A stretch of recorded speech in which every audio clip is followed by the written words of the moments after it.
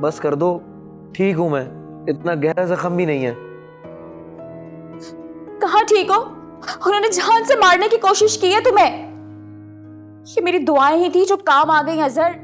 हाँ, उन्होंने मेरे सामने आके फायर किया, मुझे मार भी सकते थे। बस बहुत हो गया अजहर, अब मैं ये सब मजीद बर्दाश्त नहीं कर सकती। ये सब कुछ ना उस मनहूस सारा की वजह से हो रहा है। जब से वो आई है ना कुछ गलत हो रहा है इस घर में। मैं बार बार तुम्हें बोल रही थी लेकिन कोई मेरी सुनता कहाँ है। अजहर भाई कैसे हैं आप?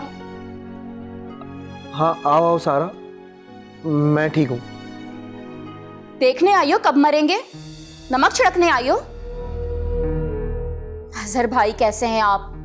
बस करो ये ड्रामे, नहीं चाहिए तुम्हारी झूठी हमदर्दी।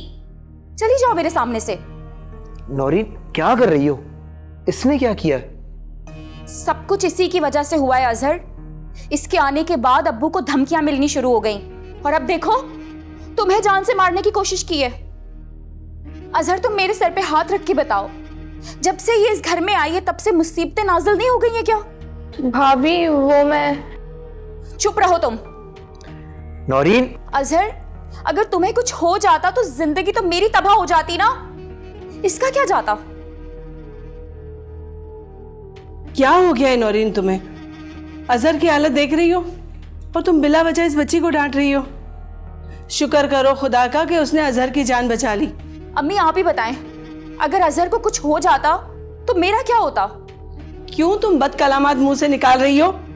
सोच समझ के बात करो। अम्मी अगर आज अजहर इस हालत में है ना तो इसकी जिम्मेदार सिर्फ और सिर्फ ये सारा है। असल नहुसत का साया हमारे घर पर यही है। सारा तुम चली जाओ मेरे सामने से, मुझे तुम्हारी शक्ल नहीं देखनी। जिंदगी बर्बाद करके रख दी है तुमने मेरी और मेरे शौहर की।